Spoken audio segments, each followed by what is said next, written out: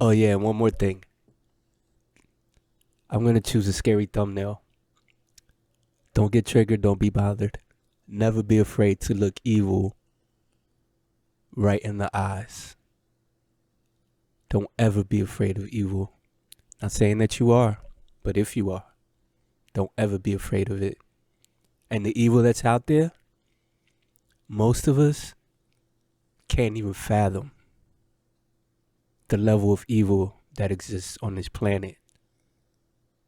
So this whole dream and this whole message is, do not be afraid of any doom and gloom, and never be afraid to stare evil right into the eyes and stand your ground. Praise Yahweh. All right. This one, I just had to hop on here real quick. Yahweh put it in me to go ahead and talk about last night and my dream. Usually, as of lately, and this isn't going to be edited, I don't think, because I'm limited on time. But anyway, I was always like a doomer. There's a meme out there, especially within the crypto world. He's called Wojak. You have Zoomer, Boomer, Coomers, Consumers, and Doomers.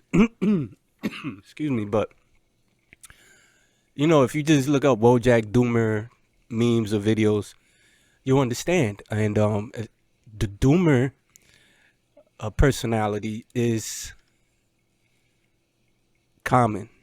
It's more common than, you know, they actually present. It's actually presented by mainstream media. But yeah, you know, can you imagine being 12 years old and you grow up? And I mean, I used to go to church, Pentecostal church, when I was 12 years old. I used to go by myself. I had the van come pick me up. You know, we always had the little church van that will come and pick you up. If you want to come to church, they'll pick you up. They'll make a way to go pick you up, right? So I remember one night going to what they call a vigil, a vigilia, right? Because I went to the Puerto Rican church on Perry Street. It was what was it? It was like right near Perry and Broad. Yeah, right near 5 Points. Not too far from St. Mary's Cathedral, the Catholic church.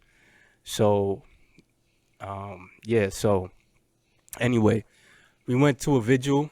It was like an overnight vigil where we broke night, prayed, and you know, we had different people give sermons and stuff, and music, and you know, just glorifying God, right? So that night, you know, one of the brothers that was preaching, he was telling us about Revelations, which in church, you know, they usually tell you Revelations, don't read it unless you're ready, right? And it's kind of true because it's heavy. It's all, a lot of it is doom and gloom, right? Depending on how you interpret it. So he's telling us about, you know, 666, Mark of the Beast. And I'm 12 years old. I'm 47 now, so you can imagine how long ago this was. You can do the math and see what year, but he's telling us that there's going to be a computer. If you don't take the mark, the computer's going to chop your head off. I'm 12 years old listening to this. So you can imagine. And then all the movies and, you know, doom and gloom from other religions. And then you had doom and gloom cults and all that. And so doomsday was a real thing in a lot of our minds, right? It probably still is. So anyway, I was a doomer for a long time. I was a prepper the whole nine. Talk about from Y2K to 2012. You know what I'm saying? Both times I was stacking up on stuff. You can ask one of my elders, fathers, so to speak, and you know, one of the ones that brought me the word of Yahweh. You know, that's how we would call it. You know, the one who brought you the word was your pops, and then if you brought the word to anyone else, and they were his grandchildren, and vice versa. So that's why I said before, you know, I had children and grandchildren in the word and the knowledge of Yahweh. But anyway, right? So he can vouch, you know what I mean? Because I used to live with him. I used to rent a room, and the basement was mine, like, because he had a bad back, so he couldn't go down the basement. So I had control of the whole basement. So that was like my studio down there. But I was stacking waters. And even when I was living with my grandparents, you know what I'm saying? I was still, I did the same thing, you know, and I had learned not to stack water on top of each other. because they'll eventually boxes of water. I would go to the dollar store and get cases of water, and eventually they just dehydrated. It was weird, but I guess you're not supposed to just stack water jugs on top of each other. But anyway, I was a prepper. I was a doomer for a long time, But at the same time, I always had hope for the kingdom of God, which later on I found out his name is Yahweh. Not too much later on. So most of my life I've known the name. But anyway, right, this video was about the dream that I had last night. I've tried to change my ways and try not to be a doomer, right? And, what I found very interesting is that the third day, King Yahweh, he doesn't talk doom and gloom. I mean, we've had a lot of sessions, and that's one of the reasons why I started this channel, was because I figured maybe some people would be interested in knowing a little more about King Yahweh. And yes, I do talk about myself, which I had a comment the other day where the person was mad that I was talking about myself on this channel. It's my channel. It's called Priest Yahweh. That's my title. That's my name. So, of course, I'm going to talk about me. It was like Fat Joe has said, who are these YouTubers? You know what I'm saying? Who are they? Just because he's a celebrity, you're supposed to listen to him more than someone else that you don't know. So anyway, that's why I talk about myself on this channel as well, so you can know who the heck I am. You know what I'm saying? So anyway, in the sessions that we've always had, I'm talking about 7, 8, 9 hour sessions of King Yahweh just talking to us non-stop. We have some of these recorded, some of them were not recorded, so we have to go off memory, right? So what I'm saying is, he never really talked about doom and gloom. The only time that I can remember where he really mentioned doom and gloom was scientists are talking about how the sun is going to burn out, but it's probably going to be a very long time from now. He said he was like, don't worry, you're not even going to be here when it happens, but, and he was saying by that time we would have developed technology to be able to escape, right, from the sun basically exploding or imploding, the star, right? It's that's the only, I'm talking about out of hundreds, thousands of hours of him teaching us and talking to us. We would be in hotel rooms and stuff. Once in a while we'd be like in a conference room or whatever at a hotel, but most of the time it was just very intimate groups. But anyway, he never really talked about doom and gloom. You don't see that. You could just look at him, you don't see a doom and gloom aura around him, right? You see prestige, love, right? And that's what the message he came back with. And if you hear a little music, I'm playing in my earphones so I don't have to hear the clowns outside. So anyway, right? Playing music in my headphones, so it might bleed through the mic a little bit. So anyway, I'm saying all that to say I'm not a doom and gloomer. I'm really not. And that's not what the kingdom of Yahweh is about. That's not what King Yahweh is about. But maybe it's still a reality. You know what I'm saying? Who knows? Who knows? Only Yahweh knows. Last night, lately, I've only been sleeping 4 hours. That's how I've been able to pump out, so many videos and shorts and stuff. You can go follow me on my Instagram as well. It's at Naked Matrix, my main one. I also have a Priest Yahweh one that I'm just starting to build up, so you can check out some of the reels and stuff. But most of the reels that I put on there, I put on here as shorts. So anyhow, right? So that's how I've been able to pump out and still work. Still go to work, right? And pay the bills. So because I've only been sleeping 4 hours, and I wake up charged, right? But for some reason last night I fell asleep super early. It was raining. I was just feeling drained for some reason, and I fell asleep early, and I probably slept like, wow, I don't know, 8, 9, 12 hours, and I couldn't believe it. Like, usually I get up every hour, even while I'm sleeping. Even when I only sleep 4 hours, I usually get up every hour. I wake up and then go right back to sleep, And I had to use the bathroom or something. You know how that goes in the middle of the night. Sometimes I drink water during the night. So anyway, right, I didn't wake up. I slept like more than 5 hours straight. I couldn't believe it. And then I still laid back down. I woke up like 5:30 Still lay back down, and then I wake up to like 8. To me, that's late. That's already late. I'm waking up at 8 o'clock. I'm late. You know what I mean? So I wasn't even gonna do a video or edit the one that I did 2 days ago. I did one like 2 days ago about me and where I'm from. And anyway, so I was dreaming last night though, or this morning. Who knows? I know I was definitely dreaming this morning. I had to push myself out of my sleep. I jumped out of my sleep. I literally felt like, okay, get out now. And I just jumped out, and I woke up and I opened my eyes. It was so strange. But yeah, during the dream though, I didn't know I was dreaming, or did I? I don't know. But here's what happened, and I'm gonna timestamp. I know people get up. Some people are gonna get upset. Or you just talking, get to the point. Go look at the timestamp. Stop being lazy. So, this was the dream. I needed a scooter. My scooter broke down, so I needed a scooter. You know what I'm saying? That's how we get around in Miami. It's so much more convenient. So, and motorbike is just like an actual motorcycle. Is just, it's too much. It's too much. Nice little scooter is all you need to get around, weave through traffic, and don't have to pay for parking. So, in my dream, my scooter broke down. Oh, it's a nice one though. It looks real slick, so don't sleep. Plus, I do ride motorcycles. You know what I'm saying? That's why I love two wheels. You'll see in the next video that I release about me and the Philly bike life and all that. You know, so scooter broke down. I needed another scooter. So there was some guy I guess I knew in the dream. I didn't know him in real life, but some guy that helped me out. Kind of. He gave me a scooter that was like, we went to a neighborhood. It looked like it was actually a North Philly neighborhood, but because it was like all row homes and stuff. But anyway, it's like, so I'm in the city. I'm not in Miami. I can tell by the way it's laid out. It's not in Miami. I'm like up northeast. Row homes, really tight streets, almost look like alleyways. And there's a scooter parked out there. It was like a black scooter. It looked kind of weird. It looked almost like a hybrid or something, but kind of like dusty, you know what I'm saying? But he was like, here, just take this.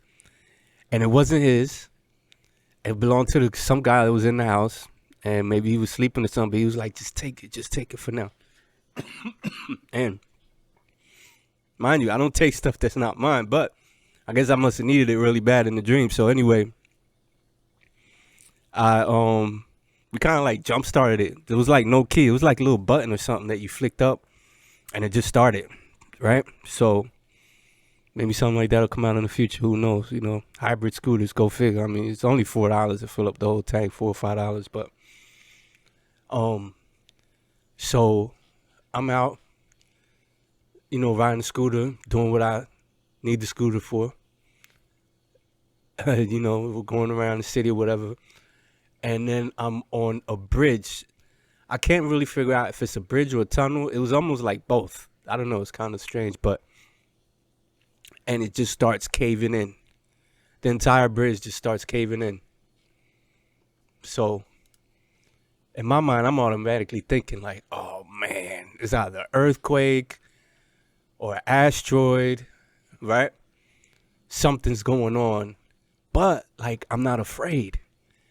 That's what's strange. You know what I'm saying? It's like within the dream, and when all of that is happening, I'm not afraid. I'm just thinking, how am I going to survive this? And there's like things are crumbling. There's people running, but like nobody's really screaming. It's like almost like everyone's calm. Like almost everyone has been through this already before in the dream. So it felt like it was like a normal occurrence. So, you know, we find like this little safe spot. It looked almost like a room, right? And you know how some tunnels do have like rooms and stuff where maintenance and stuff they use. So it was like one of those types of rooms that we were able to escape to. And to be honest, that's the majority of the dream. It was going down. It was really going down in the dream. And like, I don't focus on doom stuff like I used to. So to me, I'm like, why am I dreaming about this? Now to me, most of the time, Now, mind you, those of you that don't know, my name is Daniel. That was a name given to me by YAHWEH in 1992. Or 94, actually. 1994, in a letter that I have written by his own hand. I didn't even ask him for my name. I was going to ask him for my name in the next letter that I wrote him. Because we were encouraged to write him while he was in prison in Lewisburg Penitentiary, federal penitentiary. And he wrote back and told me my name right away. I didn't even ask him. You know, he said, your Hebrew name is Daniel. Study it and live it. Right? So you all know Daniel did interpret dreams. But I'm not saying that I'm a dream interpreter or anything like that. But I have figured out one of the main purposes of dreams. Trust me, it took me my entire life to really figure this out. Because most of the time people are into interpreting dreams. But what's funny is if you look at dreams, with dreams, you're not somebody else. You're always yourself. And you're always, 9 times out of 10, you don't know that you're in a dream. So you're being yourself within your dream. And I noticed that in a lot of my dreams, I get put in situations where I need to get out of the situation, or I need to make it right, or what have you. And because of the way I am, sometimes the situation doesn't turn out the way, in a positive way, because I'm still working on myself. So that's what I've noticed. One big thing about dreams is that it's a way for you to work on yourself, because you're able to get out of the dream, whereas you can't get out of your life. So in this, you can, when you wake up, you're out of the dream. And if you're lucky enough to still remember it, you remember the situation and you can remember how you should have handled it versus how you did handle it within the dream. And it helps you pinpoint your strengths and your weaknesses, mostly your weaknesses, because that's what you need to work on, right? For the most part, is your weaknesses, so that you can make yourself stronger. So that's what I found that dreams do for me. They help me work on my weaknesses. And I'm going to tell y'all 100%, a lot of my weaknesses is my loyalty. And sometimes my pureness of heart. And as King Yahweh told me one time, he told me one of my weaknesses. He said, I'm too dependable. I didn't know it was such a thing, but when you really look at it, when you're too dependable and too accessible, that can work against you. Take that how you want. But it made a lot of sense to me. But in a lot of my dreams, that's always what gets me stuck in that pickle, is my loyalty, my pureness of heart, my humbleness. You can't be too meek, because you have to be able to be meek sometimes and be as fierce as a lion as well, right? As fierce as a lion as well, right? So that's one of my weaknesses, and now you all know. I don't mind telling it to the world, because it's not a bad weakness to have. Being loyal, right? Being humble, being meek, being dependable. But there has to be a balance. So that's what I've been learning within my dreams. Whenever I do, fortunate enough to remember my dreams, I realize that I'm still working on that. And that's why I kind of stay away from people, because people take advantage of that. But that's a whole nother topic. This topic was about last night's dream. And yeah, it was a doomer dream. But the funny thing is that I wasn't afraid in the dream. It was kind of expected what was happening, and it felt like it was a normal occurrence. Take that for what you want or what you will. Leave it in the comments if you want to comment about this. Maybe you might be better in interpreting dreams, but the only thing you can say is it going to happen? Is it not? What I found most interesting, not that the and another thing is, not everything around me was crumbling, right? Because I was thinking to myself, all right, we have to get out of here so we can get to somewhere safe. So it's not like in the dream, like it felt like there was nowhere to go to be safe. I just knew I had to get off of that bridge or out of that tunnel to get to safety. And I did. I eventually did, and I went back to the neighborhood. But I was feeling bad because I had to leave the scooter. You see that? That's the type of person I am. I almost died, but I felt bad because the scooter that wasn't mine got crushed. And another thing that was bothering me is I left my little what they call fanny packs, but I wear them on the chest when I ride, and that's why I keep my ID and my debit cards and all that. So I was upset about that too, and I was upset about not being able to bring that scooter back. You know what I'm saying? That I took the scooter and got it caught up in a situation where it got destroyed. You know what I'm saying? And it wasn't mine.